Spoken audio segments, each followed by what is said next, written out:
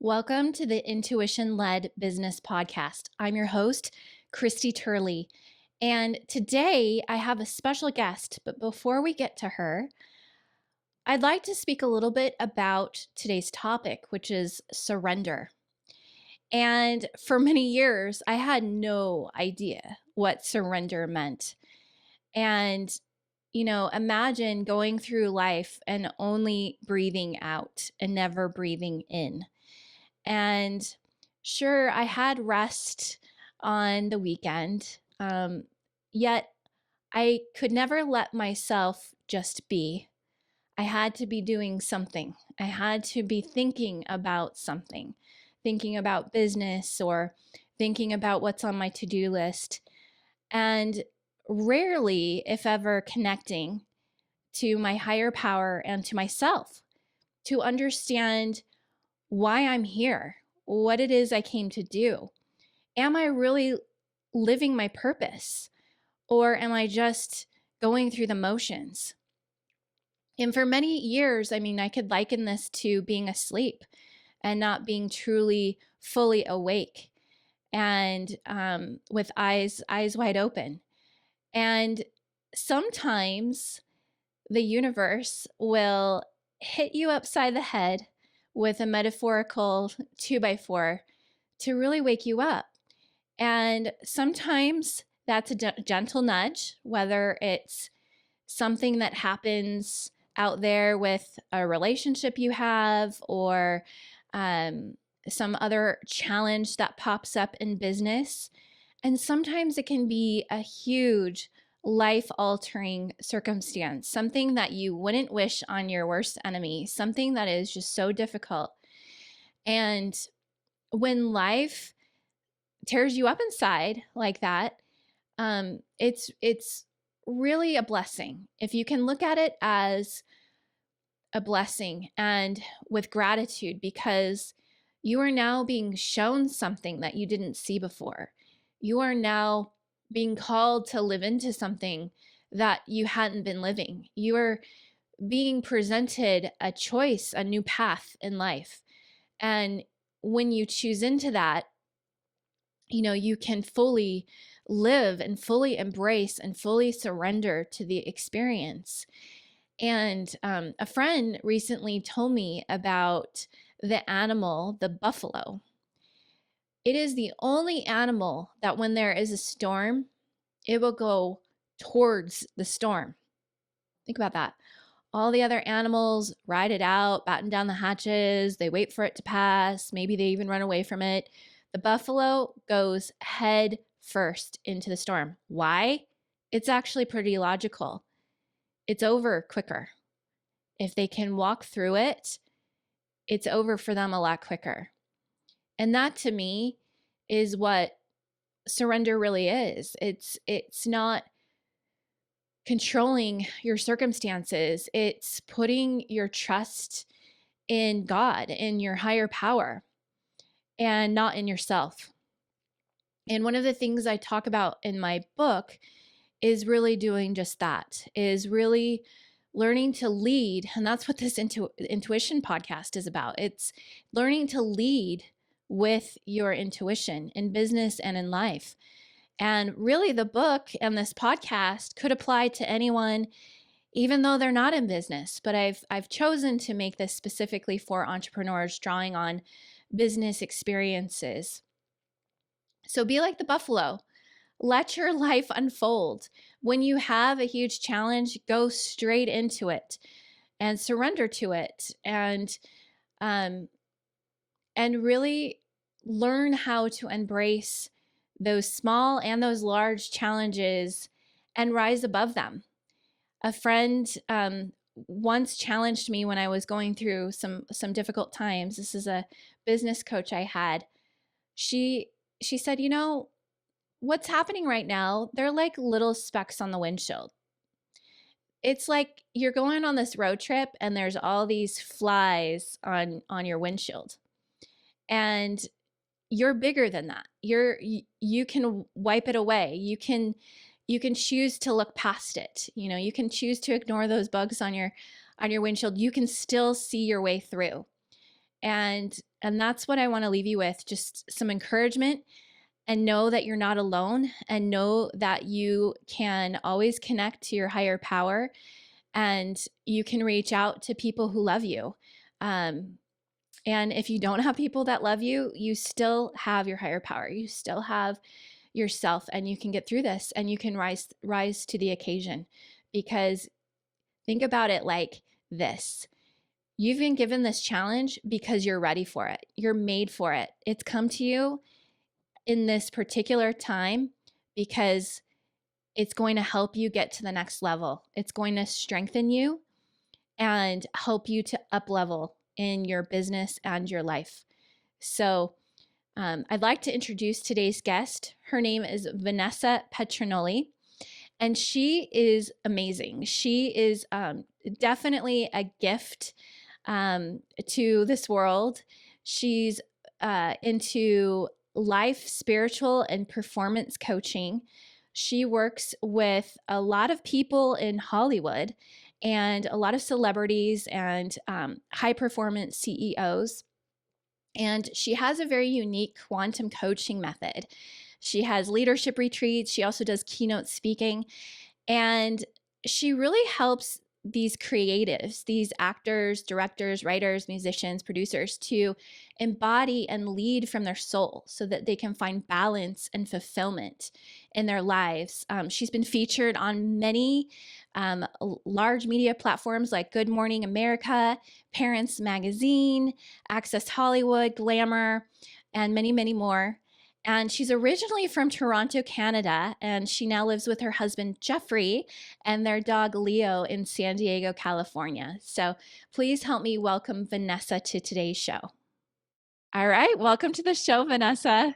Thank you so much, Christy. It's good to be here with you. It's good to be with you too. So tell everyone a little bit about your background. You have quite a unique background. And then we're going to dive into today's topic. Okay, cool. Well, so where do I start?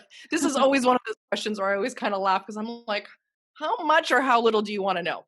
So for 12 years, I've been working as an intuitive coach. I've been working as a healer, transformational expert, speaker.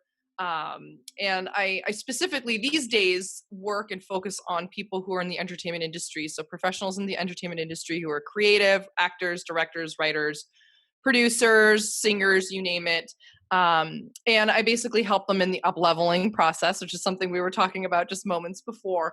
And really taking them from where they are to where they know that they're meant to be.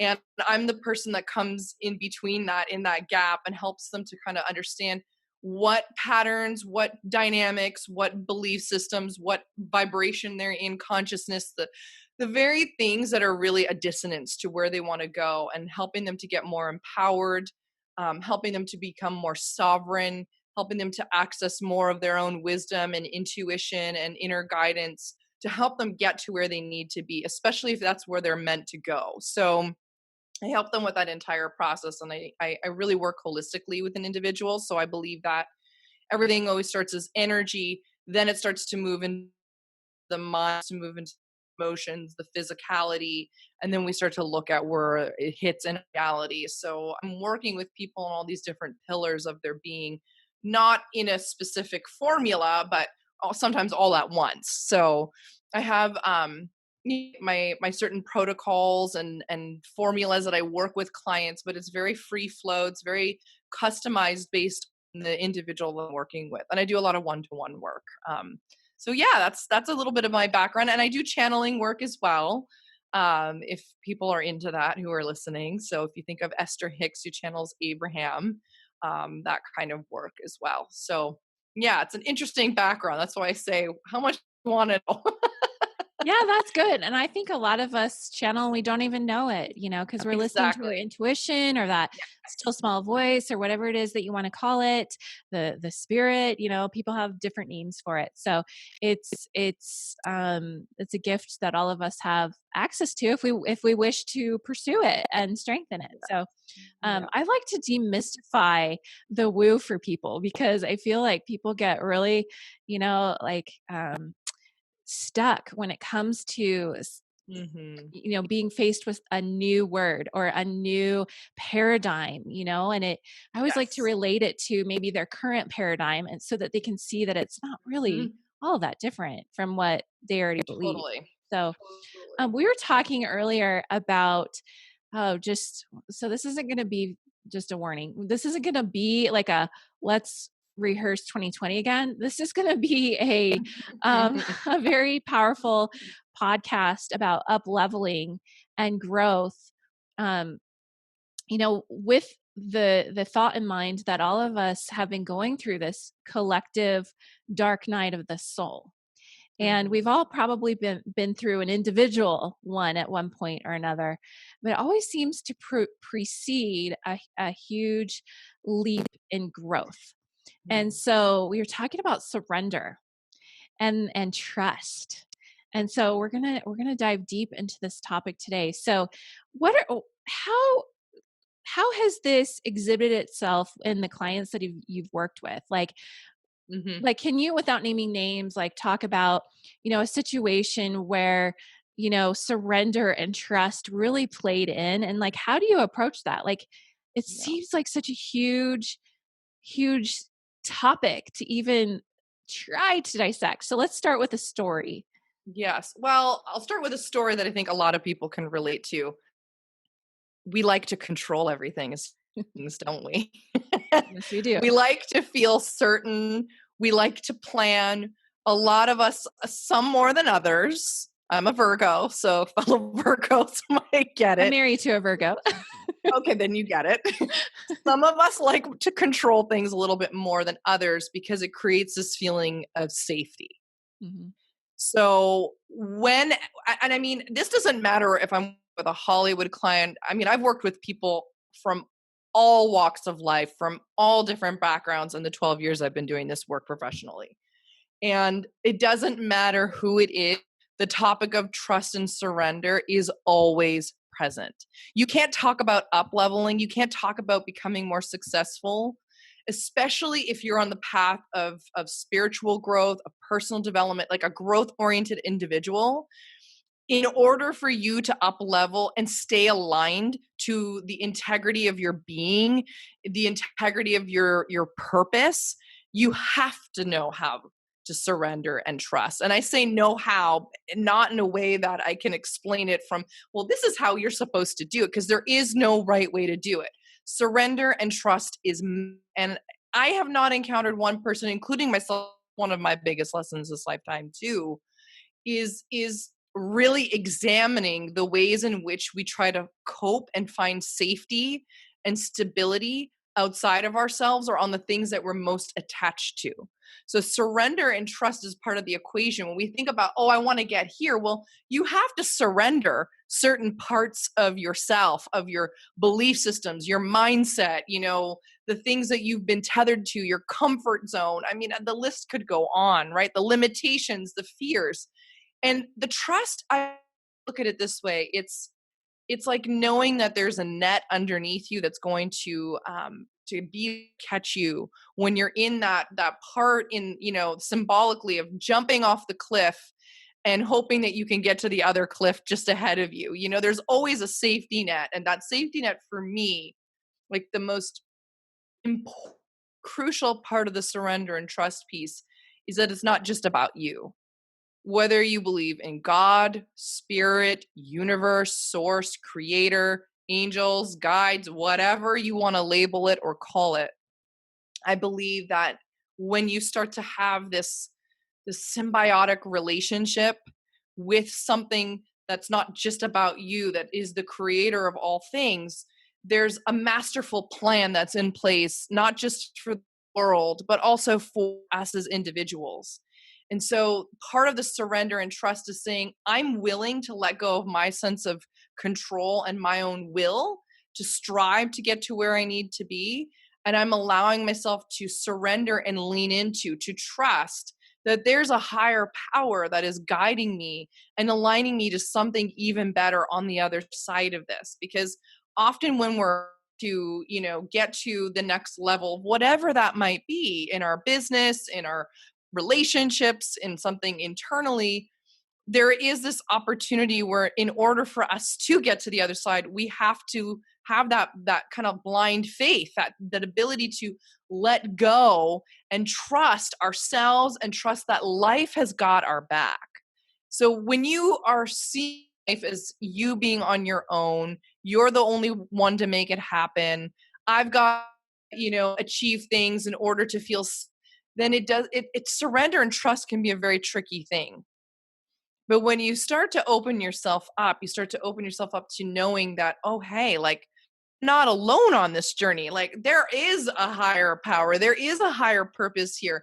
I am meant to grow and evolve beyond the comfort zone that I've been in. The surrender and the trust, it starts to get a little easier and easier here. So I've seen this with myself because that was one of the hardest journeys I've ever had. I've seen it with clients, and it usually shows up, I will tell you this, around your money. We want to know how to surrender and trust, you got to get in touch with your relationship to money. Because that is often that is the biggest excuse and paradigm shift that people require in order to transform their relationship with trust and surrender. It's a tricky one. It's almost cleverly designed that way. You want to know how to get to the next level where you're going to have to, be willing to maybe let go. Like for clients in Hollywood, I'll give you this quick example. I'll have clients in Hollywood who are, have kind of maybe been typecasted into certain roles in the industry. So they're always getting put onto the shows. I mean, these are big shows, sometimes Netflix movies, this kind of stuff, where they're being typecasted and stereotyped as a certain kind of actor or actress in particular roles. And they'll come to me and they'll be like, this is what I dream of doing. I want to be here, but I am so far away from that. And I can't let go of where I am because this is paying the bills for me. This is what's helping me to stay afloat and to keep working. And I challenge them and I say, well, you're going to have to be ready to let go of something at some point in order to get there. So who do you need to become in order to become that version of yourself you dream of being, and starting to surrender and let go of the version you've been?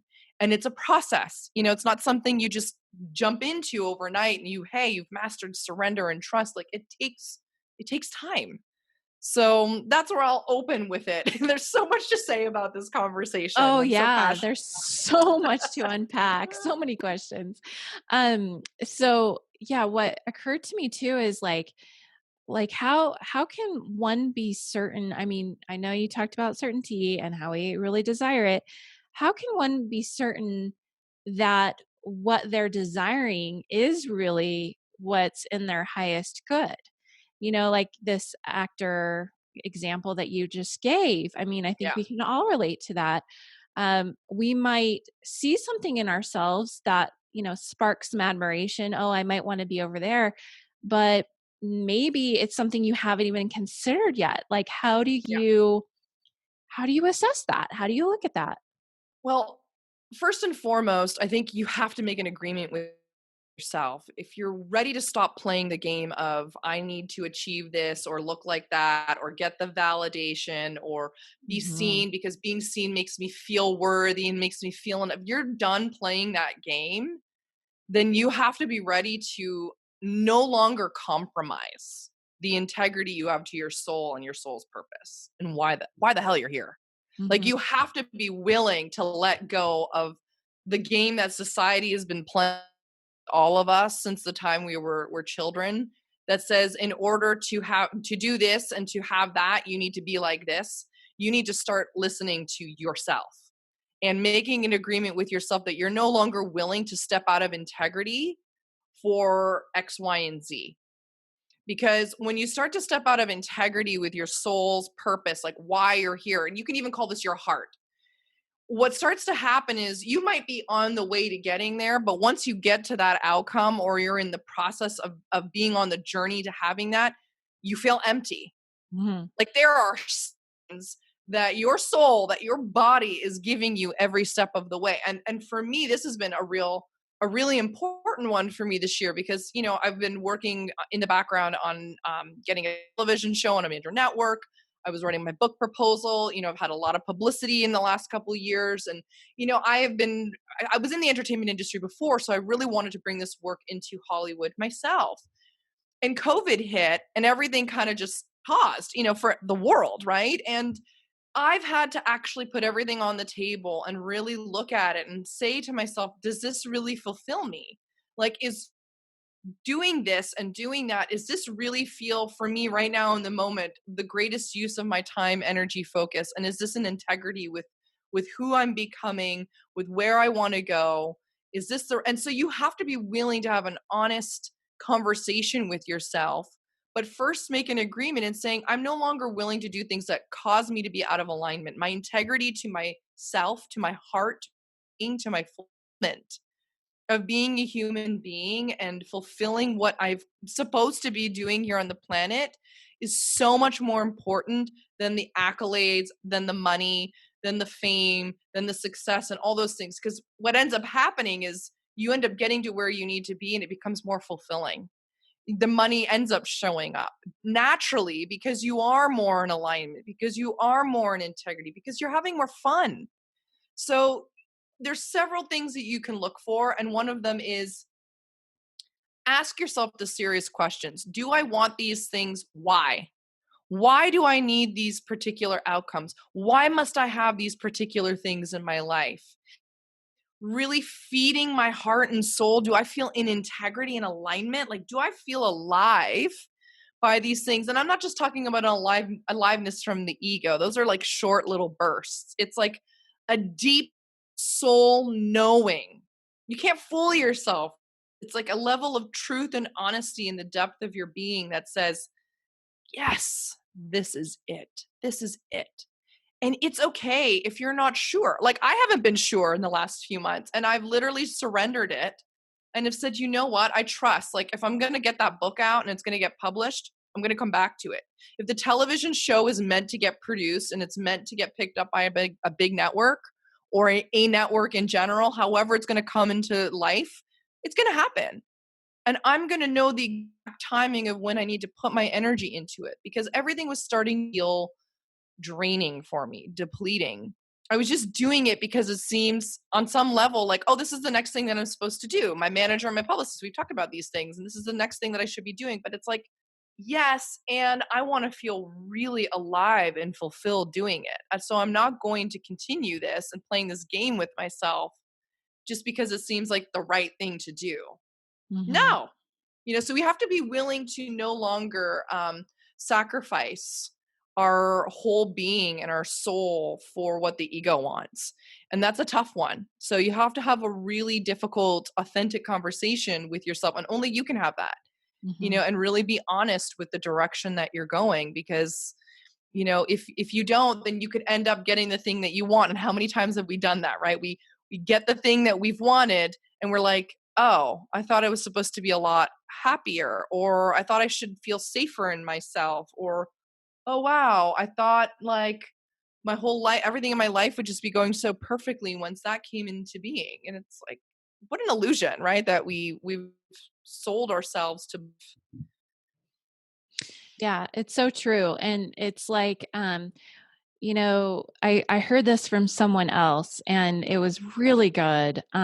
Justin Deschamps, I've seen a few of his videos, and he was talking about this idea of spiritual gold versus fool's gold. Oh, and I love how that. yeah, the spiritual gold is, it's born out of curiosity and wanting to unravel like the mysteries of the universe, and also like growth and wanting to get to that next level. And then there's fool's gold, and fool's gold usually presents itself when you're bored.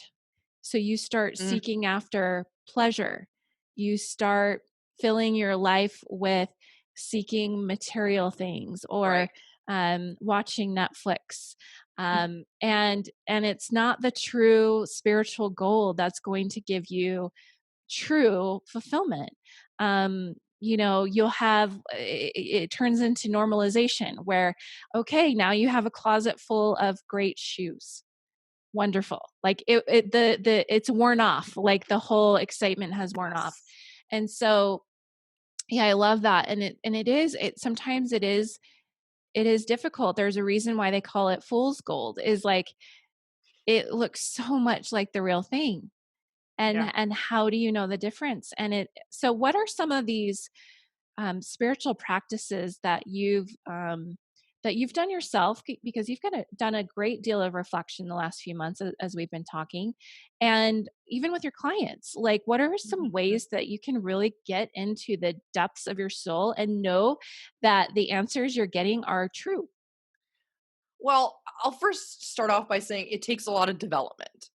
Just not something, a cushion, and then overnight you're gonna like get all the answers. I mean, I've been doing this work for over 20 years on myself, in nonstop committed.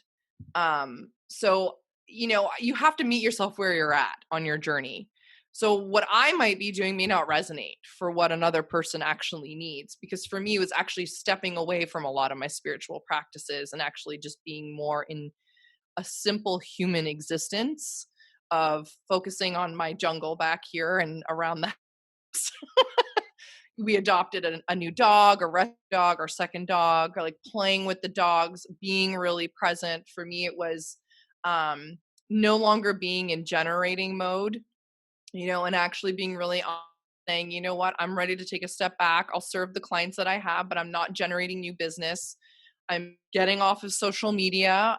I actually have been feeling that itch probably May onwards. Have not been feeling as much social media. And this is one of the things we need, right? To share a message, to market, to, interact with people. And for me, I was just kind of done with all of it. So the most spiritual thing for me was listening to what my whole being needed, what my soul needed, which was time off of social media, not generating, being really present to the simple things in life like cooking, baking, being creative, journaling, going for long walks, going to the beach, eating beautiful meals, being connected with people, whether it's through FaceTime and having longer phone conversations and video conversations than I normally would, playing with the pups, being with my husband. I mean, these were the things that really filled me up, because I needed to feel like, where's my pleasure in just my day life, because my whole life has been so focused on my devotional practices and spirit and also with my purpose, and I identified with that so deeply that became my whole world. And I stepped, because part of my book was writing about joy and fulfillment, just so you know. So of course, we always have to go through and experience what we're teaching. And it did, for me, it didn't feel right yet to actually put the book proposal into the publisher, because I was really questioning that in my own life. I've been questioning it for several years and working and exploring various means to it. But for me, I'm like, whatever I do, I have to do it authentically and in full integrity. Like there's no other way for me to do that. But for some other people, I really feel like what COVID has been the blessing in it. I know it's been immensely challenging time and difficult time for everyone in varying degrees. But what I've really seen the blessing in this is that it also offers us the opportunity to really slow down, to become really present. And, spiritual practices can mean anything from like just focusing on one thing at a time and really doing it with all of your being, with all of your presence. Spirituality can be meditating, spirituality can be, reciting prayers and mantras. It could be having a yoga practice at home or, in your backyard. There's so many various degrees of spiritual practices. And this is what I tell my clients. Like when they work with me, we build out the routine that's right for them. Not what I think they should do, but what they feel is going to nourish them. And that's what we really need to get at, because your spiritual practices can become just like your to-do list. Oh, Mhm. I need to get up every day and have this routine and knock this out and do this. Because I was doing my practices for like 2 hours a day, and I'm like, this is becoming a chore. I'm like, I can't do this anymore. I don't want to do this anymore. It isn't nourishing. It's actually making me feel more tired. So what do I need to do to not feel this way anymore and to feel fed by my spiritual practices? And the voice of God said, step away and don't do anything. I'm always connected. Like you don't need to do anything. So for me, it's been the practice of being. And want to incorporate that with my clients, but usually if they've never done any sort of practice, and they're really needing to listen to what their guidance, what their intuition is saying, what the next step is, I always say, well, you need to create sacred time where you can just be. And what you do in that time, whether you do nothing and you sit at the wall and you just breathe, whether your eyes are closed for 30 minutes or an hour or 3 minutes, or you're journaling, or you're lighting candles, or you're moving your body, like whatever it is, that sacred time is for you. And the intention, because it's always about intention. The intention that you're creating around this is, I'm ready and open to receiving the clarity, the next step, the guidance on what is most true for my being, what do I need to focus on, whatever the question is.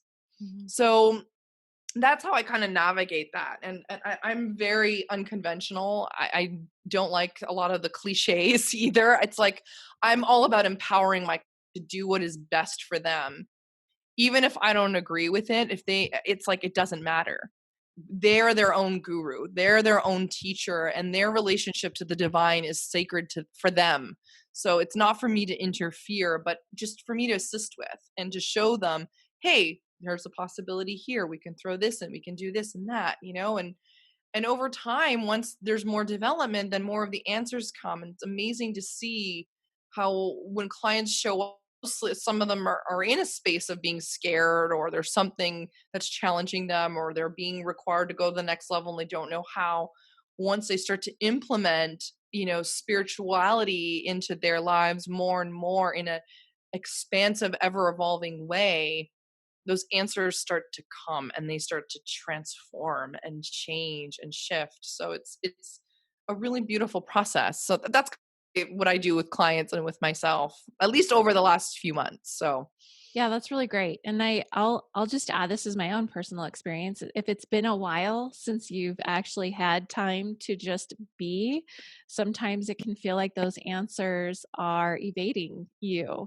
And totally. it's almost like developing a relationship from the beginning again. Like you've got to develop that trust again, in yourself to hear those answers. And God always loves us, right? God always loves us, but it always seems like there might be a little bit of silence that you hear. It's not Oh an yeah. overnight success, so it does take practice and Mhm. strengthening. So don't give up on your just being practice if it doesn't go like you thought at the start, right?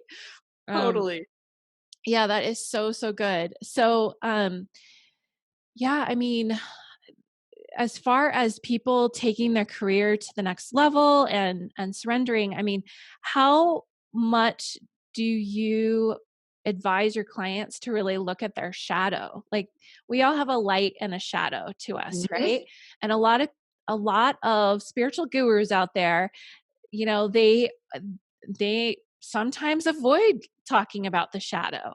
And frankly, a lot of us don't want to look at it either. It can be uncomfortable. Um, how much shadow work, or how much do you teach people about this shadow that we all have? Like a lot of our time is spent there. Okay, I mean, good. if you're listening, I'm just going to put this out there. If you're listening to spiritual teachers who are all about positivity and rainbows and unicorns and love and Yeah. unity and all of this, please run away. Don't just walk, run, my friend. Like, run, because that's not what we're here for. We're here, like, all aspects of ourselves need to be acknowledged and seen. So even though we want to get to the next level and there's tons of resistance and there's all this fear, some teachers might say, F the fear, screw the fear. Like, just go and do it. Practice your mindset work and just get to the next level. It's like, no, no. When you work with me, that's not going to happen. We're going to actually look at the fear and see the gifts that it has, because our shadow side, it's just like any other part of our being, is looking to be acknowledged, seen, heard, validated, and understood. And there are gifts in it. Mhm. Even if you can't see it in this moment, there are gifts and blessings in that for you in your own evolution. And part of signing up to be human means you're going to experience polarity. Like, you're going to experience the dark shadow, you're going to experience the light shadow. We're going to see it on an individual level and a collective level. So the more that we can own and work with and understand and acknowledge these darker aspects of ourselves that we believe are like in the way, and we realize that it's on the way to where we need to go, and it's simply looking to be integrated into our being, into our wholeness. It's there to be accepted and loved, just like any being or anything on the planet is looking for, right? To be loved, to be seen, to be heard, to be understood.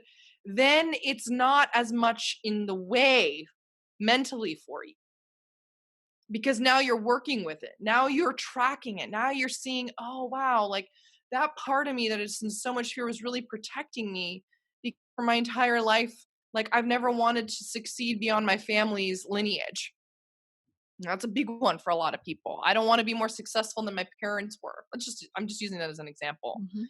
And you can see how that has actually contained you into being in your lineage and being safe and getting along and really relating to your family, you know? And so if you go to the next level, then they're not gonna be able to relate to you. So you got to work with that. That's not there to just say, screw it, I don't want to look at that. That's there to be held and seen and loved, you know? And sometimes loving it is really difficult at first. And that's not what I usually, initially support my clients in seeing with these more shadowy parts to themselves. It's like, let's just acknowledge that it exists. Let's get to know this part of you, just like you would any person that you're meeting on the street for the first time and you want to become friends with. You got to get to know it. Mm-hmm. And so once that happens, then we become more integrated. And that's what we're really looking to becoming in our ascension process on this planet as humans. We're here to be integrated full beings. When we talk about self-love, God, if like self-love was just about taking salt baths and meditating and doing a yoga practice and like, you know, oming 108 times every day, then man, it would be such an easy practice for everybody. But self-love, from my perspective, really means, can you be with all of yourself, all aspects of yourself, all the emotions, all of the limitations, all of the fears? And it's messy and it can be ugly and it can be hard. I know it's so damn uncomfortable. Like you could be crawling in your skin. I've had that happen so many times. And God, what happens on the other side of that is it's called liberation, freedom. There's a sense of, wow, like if I could love that part of myself, then it becomes a lot easier to love others. Mm-hmm. Right? Like we talk about compassion, we can only have as much compassion for others and understanding for others and their journeys if we have that for ourselves. So we've got to be willing to look at our own parts of ourselves that we don't like. Yeah. So if you're ready to go to that depth, and it's not for everybody, you know, but it's one of the most liberating, I would say, aspects of our human development, if we're willing to go there and look at ourselves in that way. Yeah, it's the true meaning of love thy neighbor as thyself. Yeah. Your capacity grows Yeah. when you can love yourself, you can love your neighbor, and you can love your enemies. Yeah. Even that. Yeah. And it's difficult work, and I feel like it's a huge disservice that some of the people out there that are avoiding the shadow, or like the Mhm. rainbows and the unicorns, because like you said, how can we really love ourselves truly if we're only loving half of ourselves? Yeah. It's just not possible. And I can't even imagine that there are still people that at this day and age, I mean, I was teaching shadow work like at the beginning of my coaching practice and healing practice. This is years and years ago, before people even really were talking about it. So I can't believe in this day and age that there are still people who are not teaching this. There are. It's like, it's Yeah. so hard to believe. It's like, Well, and it's necessary. there's two ways to go about it too. Well, there's three ways. You could ignore it. But then I feel like there's these second and third ways. There's a reactive way to deal with it. Like when you're up leveling and something comes up, something bubbles up, Mhm. and then you take Mhm. care of it in that moment. And then there's the third way, which is like proactive, where you Yes. actually go excavating and looking for it, So yeah, I mean, I do think it still happens, but I think it's also good and for people who are especially are beginning their spiritual journeys to understand that this is part of it. Yes. Yes. And I think that um I think a lot of the problem with new age spirituality is that um there's been too much focus on the light, on the positive, and not enough on actually really understanding the concept of how it really works to be human. Mhm. Like that's an aspect of spirituality, but it's not the whole picture. So you want to work with a teacher who gets the whole picture, not just a part of it, because you're really missing out on really your own evolution. And I think sometimes it's like whatever brings people through the door, like when I taught yoga for 6.5 years, it was a means for me to build up my coaching business and to get my wisdom, my philosophies, out into the public. And I would teach a lot of spiritual concepts in my classes, and people who didn't like it didn't come out to my classes, and people who did loved them. And it was always a means of getting people to the beginnings of looking at themselves more deeply by asking them powerful questions while they were in these challenging poses, by being able to start incorporating self-care into their yogas and not just it be an exercise, and so there is a way of bringing people to this, and maybe there are the teachers who are still teaching the light, and maybe those are the best teachers to introduce people to the bigger picture. Hey, this is one part of it. Whatever got you in the door, now it's time to focus on something deeper. I mean, everybody has their role. Yeah. And regardless of my own judgment around those things in the spiritual community, because I have a lot of thoughts on that stuff. Yeah. People go to the teachers that they're most aligned with and that Mhm. they're most ready for. So this listening to this, if you're on the journey, this may be a sign that it's time to dig a little deeper and look at some more of those uncomfortable parts of yourself, because I promise you on the other side of that, you're really going to experience so much more than even what you're experiencing now. Yeah. And I agree with new age spiritual teachings and then also like religious teachings too. I mean, Mhm. Yes. pick a religion, right?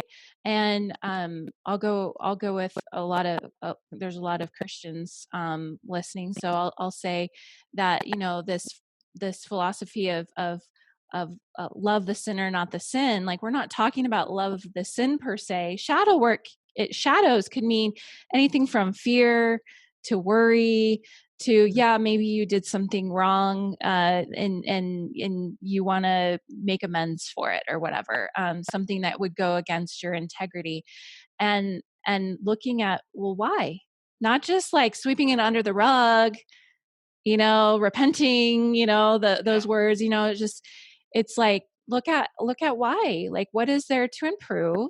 What is there to heal? Could there be something in your past and experience that you went through that maybe triggered a certain emotion in you? Or is there something maybe generationally? There's science that in the study of epigenetics that shows that Mhm. sometimes these things can be passed through the generations. So I think there's a lot of aspects to look at. And, I think a lot of people, whether they're currently, would consider themselves religious or spiritual, like those two things are not mutually exclusive, and you don't need to be both things or one or the other. I mean, you can be religious and not spiritual, and you can be spiritual and not religious, right? And so we're focusing on all these lanterns. I heard this quote: we were focusing on all these different lanterns instead of just looking at the light. And so, meaning God, that unites us, or whatever you want to call it, source, spirit, universe, God. I use God. Um, so the shadow work is just, it's in all of us because we're human, right? Yeah, And we're just trying our best and working on getting to the next level to grow. So exactly. yeah. Agreed. So, how about you tell us how people can get a hold of you and learn more about what you do? And then let's wrap up with your final nugget of wisdom. Sure. Sounds good. Okay, so if you'd like to learn more about my work, you can visit my website, vanessapetronelli.com. And I'm on Instagram at Vanessa Petronelli. I'm on Facebook at V Petronelli and also LinkedIn. So you can just search for me on there. And yeah, I mean, reach out. We'd love to hear from you what the impact was. If you learned anything from this particular episode with Christy and I'm always open to receiving feedback and hearing how these interviews, yeah, what you've learned from them. So yeah, that's the best way to get in touch with me. Awesome. And So nugget of wisdom. Well, I think it would be great to stay on topic with what we've been talking about here. And part of this is getting to this space within yourself of really embracing the aspects of you and your life that feel hard, that feel challenging, that feel difficult, that feel uncomfortable, and being willing to face it.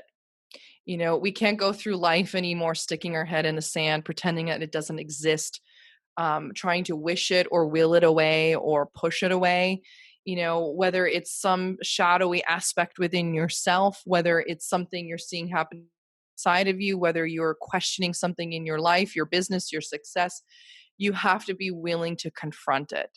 So don't be afraid of the confrontation, because the more that you perpetuate the avoidance, the more that you turn away from that which is seeking to be seen in your life, whether it's internal or external, the more it's going to continue to challenge and rear its head. And what we resist always persists. So one of the biggest things you can take away from this and the nugget of wisdom is be willing to face the things you're most afraid of and really have an honest conversation with yourself about why you are so afraid. And then the surrender and then the trust piece becomes a lot easier, because you cannot surrender and trust when you are in that reactivity, when you are in the freak out, when you are it's impossible to. So it becomes a lot easier once you've actually slowed down and have become present enough with yourself to face the very thing that you were most afraid of. be sure to like, comment, and share this video and hit the subscribe button. I invite you to open up your intuition and make it your new secret weapon in business by ordering my book, The Intuition Led Business, at intuitionledbusiness.com. I am Christy Turley, and I thank you.